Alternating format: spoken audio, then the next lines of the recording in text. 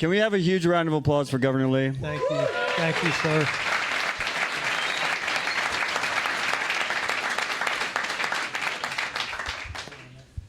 So, Governor, it's your second time at Bitcoin Park. Welcome back. Thank you. This is a little more, even maybe a more packed room than last time, but I loved hearing from where all this audience has come. It's very exciting to us in Tennessee when we get to host people from around the country and the world, so thank you for coming. Wonderful. So I thought an interesting place to start is you were born here, well, in Franklin, 1959 on a ranch. How did that shape your life and bring you to the place you are today? Yeah. My family's a seventh generation. I'm a seventh generation. So cool story is the guy, Braxton Lee, the pioneer that came from Virginia to Tennessee and settled on the banks of the Cumberland River, happened to settle in 1796. That's the year Tennessee was created. So my family's been here ever since. We're in the cattle business and I'm a mechanical engineer. We're in the engineering and mechanical services business. I was before I changed jobs. And so I grew up not far from here and went to engineering school, got involved in a family business, got involved in understanding the government's role in how it can be a hindrance or a help. Actually, I lived a really great life. Wife, kids, farm, Tennessee, doesn't get any better. My wife was killed. I reevaluated my life and what it was about. Got involved in nonprofit work and inner city kids and Haiti and Africa and Mexico and how do you live your life to the fullest, and that led to inner city public education policy or criminal justice reform prison policy, and one thing led to another, and I thought, you know what the heck, I should run for governor and see if we can make a difference. So that's why I'm sitting here. It's a really incredibly inspiring story. I was trying to do a little bit of research before this interview, and I was just amazed about your life path and what you've been through and what you've overcome and how you have improved Tennessee. A little bit about myself. I moved here with my family about 4 years ago, and I was a crazy person, so I started Bitcoin Park with Rod 7 months later. And as you can see, the momentum in Tennessee has been absolutely massive. It's hard for me to imagine what Nashville and Tennessee was like in the 60s. And I'm kind of curious, from your perspective, like how you see the progress that has been made. Have there been mistakes? What's the progress? Like, where are we today, Tennessee, 60 years later, versus the town you grew up in? I have thought about that. Obviously, when you're in my position, you think about the transition of your state. So in the 60s, when I was a kid, I always tell people we had one building that was taller than, 5 stories or something. The Life and Casualty building, I think, was built in maybe 57 or 59 or something like that. And we had this one skyscraper for 20 years. And that's what downtown Nashville was to me growing up. So the transformation's been remarkable. But for some unique reason, and I'm not sure what it is, but Tennessee has had a kind of a long history of very innovative thinkers and people, even from some of the original founders. And the way that translated out in my sort of adult life has been, when you think about companies like Hospital Corporation of America, the HCA was a business launched in Nashville that transformed the healthcare industry, became the largest hospital-owned company in the world, had hospitals all over the world, and just really transformed the way healthcare was delivered. You know, you think companies like Ingram, which have been a long Nashville family. The Frists were the healthcare people. The Ingrams, you know, they took what was so publishing was always a massive industry in this city, and in part because of religious publishing. So we had Baptist Publishing House and Methodist Publishing House, and they published all the books for all of the churches all over America. So we had this robust, but the Ingram Group transformed publishing to digital.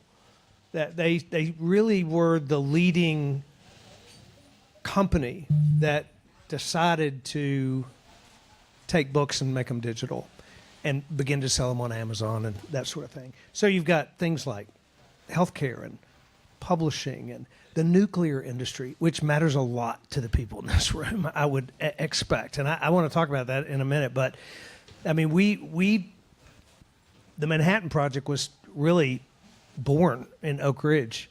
And the innovation that came from Oak Ridge and that's beginning to come again in Oak Ridge as we, reestablish ourselves as the epicenter of nuclear energy.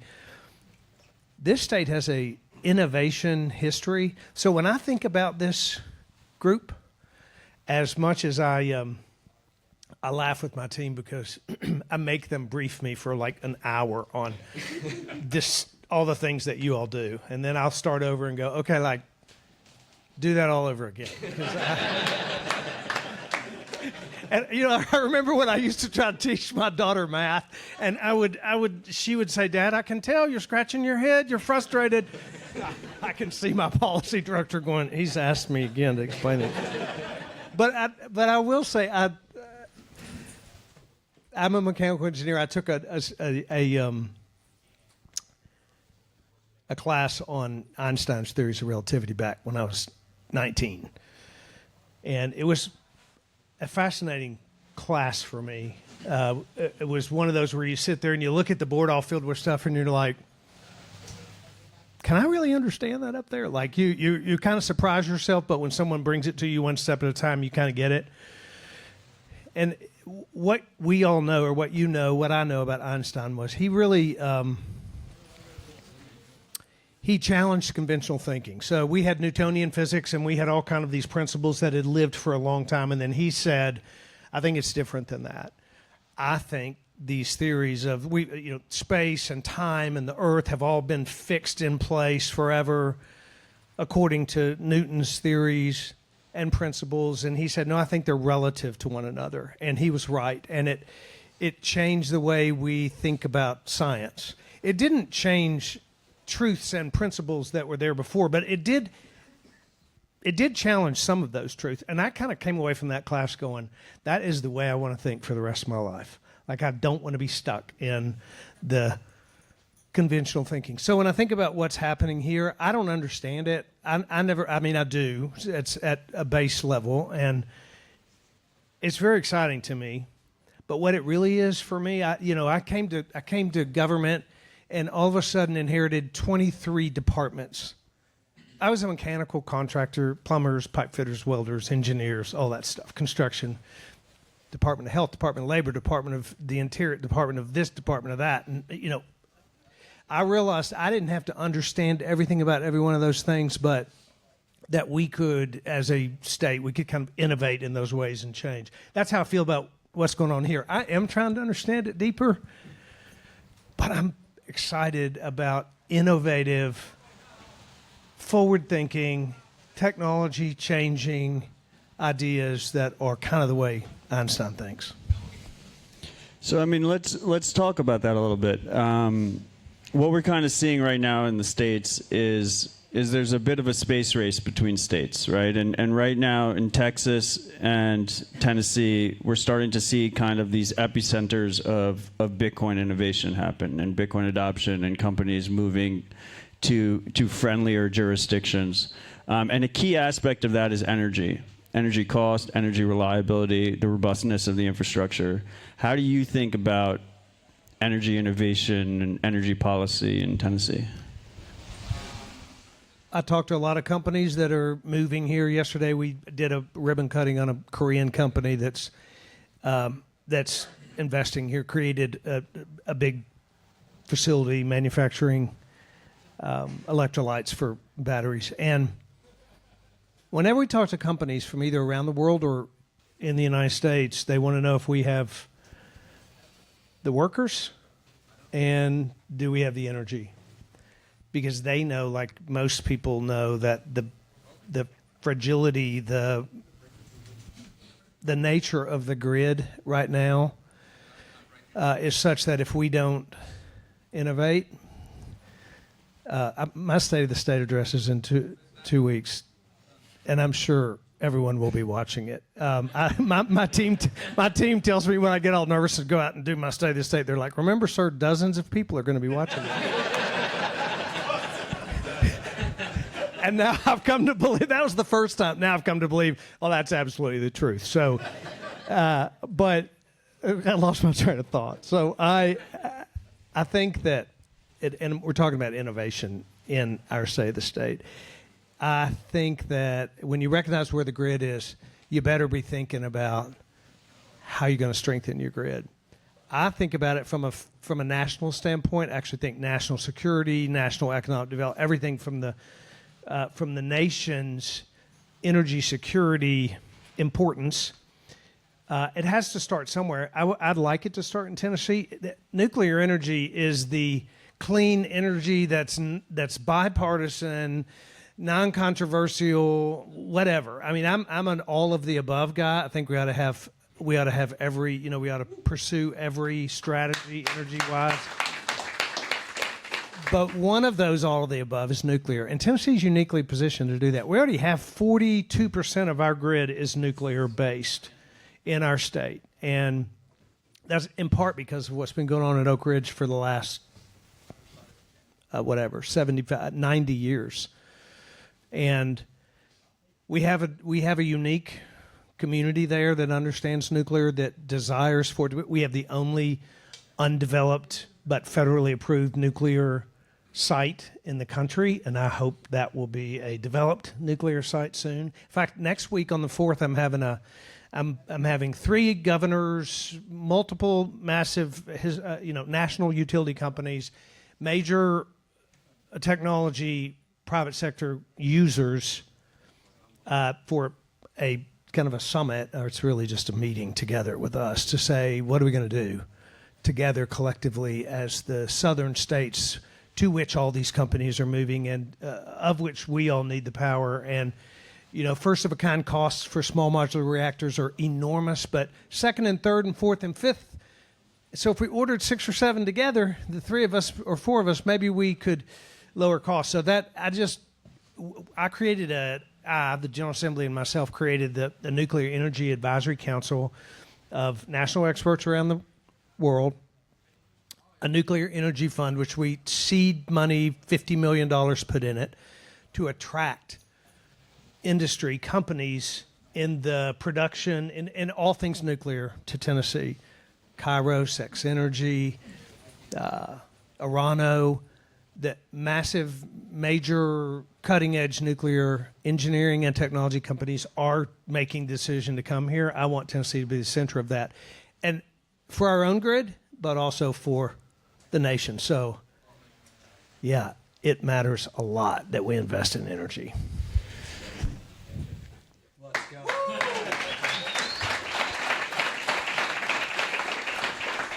I mean, so you said nuclear a lot. Do you? Sorry. Do you think? I didn't say nuclear, which drives me crazy when people do that. I do have a southern accent, but I get that word right. I love it. My son worked for a nuclear engineering firm, so he always is like trying to school me on. He goes, "Dad, don't talk like you're an expert in nuclear. Let me tell you what you don't know." Well, what I was going to ask is, do you? I don't know if it's my bias or the bubble that I'm in, but do you feel like momentum's changing there? To me, it feels like a lot of progress has been made over the last 2 years, even just from a narrative point of view. I think that's right. I think I think the seriousness of the grid issue has come to light for most people that have anything to do with that grid. So for us, TVA has kind of come to us and said, if we don't manage this process, then we can't, for example, have that company locate here. And I'm like, wait a minute. I'm flying all over the world trying to get companies to come here and people like you to come here. And I can't afford, and we have one of the best reliable energy grids in the country. We can't afford to slow that down at all. So thus the urgency to get this done.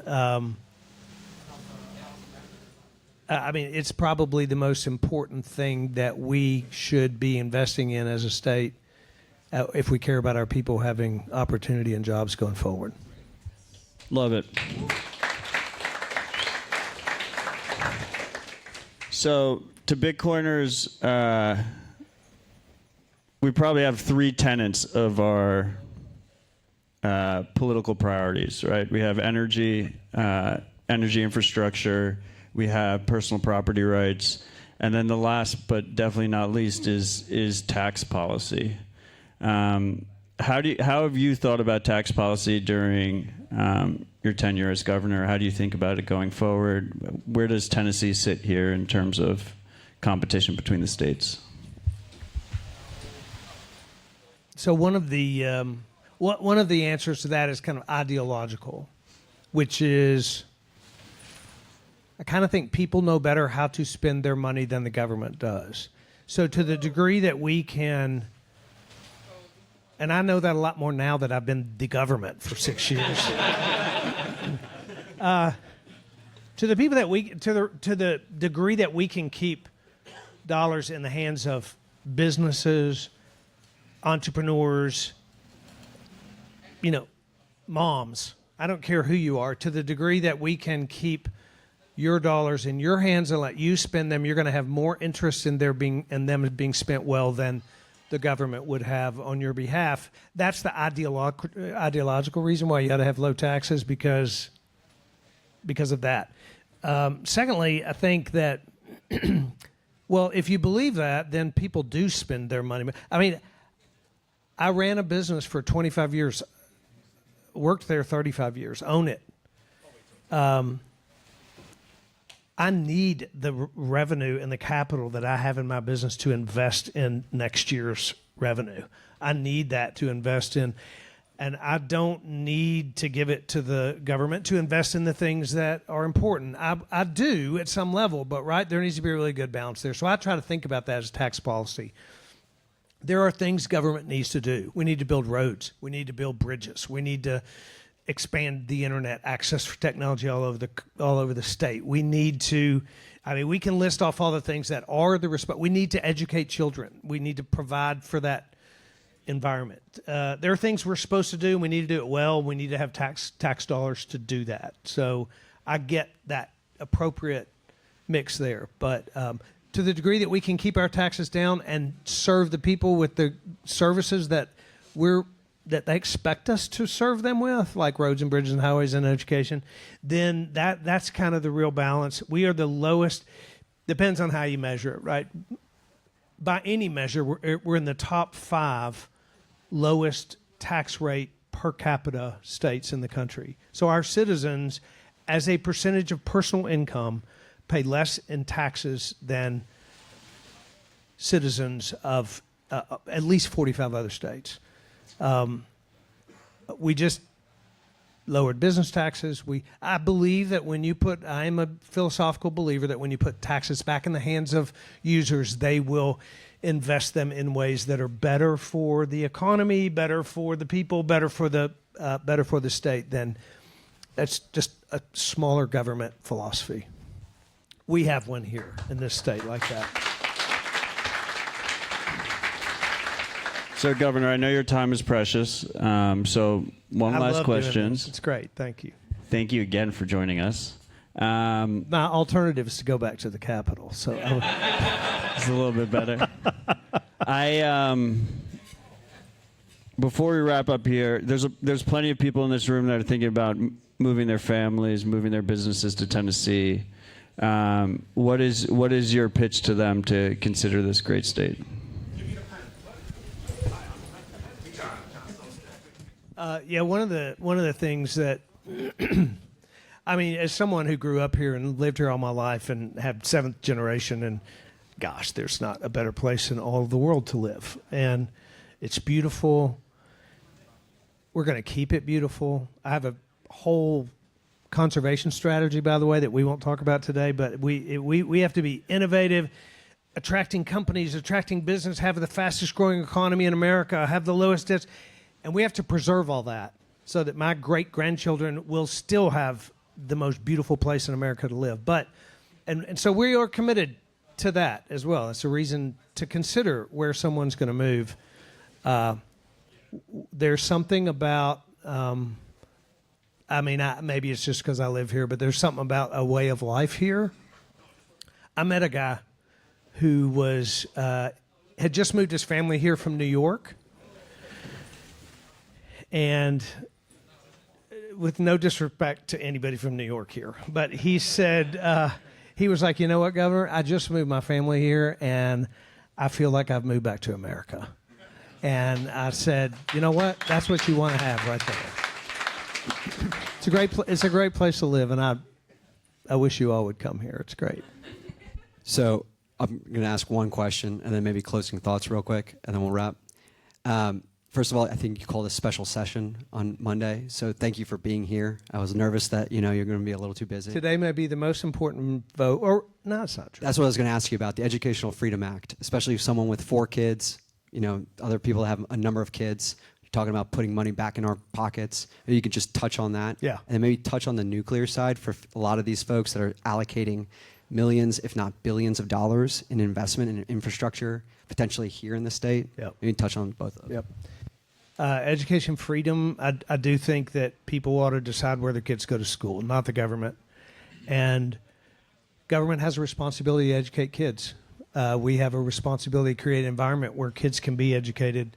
But I think we can create that environment for them to be educated and then let you choose how your kid's educated. You pay taxes, they go to education.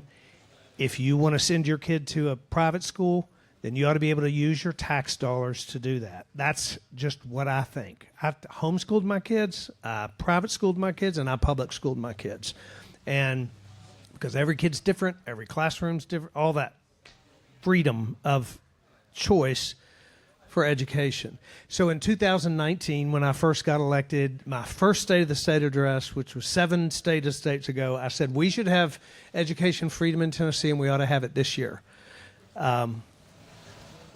Today, by 2 o'clock, hopefully, we will have education freedom in Tennessee. There'll be a vote today on this issue. And I'm a person who believes that, look, I know that 90% of our kids in this state are going to be in our public schools, which, by the way, are outperforming the national average in recovery from COVID. Yesterday, big story about that. But 90% of our kids are going to go to public schools. We should have the best ones in the country. We should invest heavily in them. We have teacher pay raises. My wife is a former teacher. Like, this idea that we have to be against public schools to be for educational choice is a false narrative. So I'm a guy that says, hey, we can have both, and we're going to. So hopefully, it's a really big day for me. I'm excited to be here, and frankly, I'm glad to be out of the Capitol because I'm so tired of talking about this subject. It's going to happen. Nuclear energy, I think we talked on that a little bit. I met the new energy secretary, and frankly, I had a good relationship with the federal former energy secretary. It's a bipartisan issue that is just, I think one of the reasons we're seeing it happen is because people have discovered that we have to have energy independence in America to have national security in America and to have economic development in America and all the things. All the stuff that has to happen, and a lot of it revolves around energy. Just like these companies say, do you have the workers? Do you have the energy? And if you do, then I might come here. And when you're competing with Texas and Florida and whatever, you got to have it. And you got to have a strategy for workforce development, for high-tech workforce development, or plumbers. And we've But we could talk about that a long time too. How we're kind of trying to change the way high school looks in Tennessee, and we put billions of dollars investment there. So, nuclear energy is a key part of the energy for America's future, and I do want it to be right here in the center. Yeah, and thank you for that. I'm going to pass it back to Matt in a second. I just want to give a shout out to Michael Hendricks, Elizabeth, Madeline, whoever's from the governor's team. Can you guys give them a round of applause?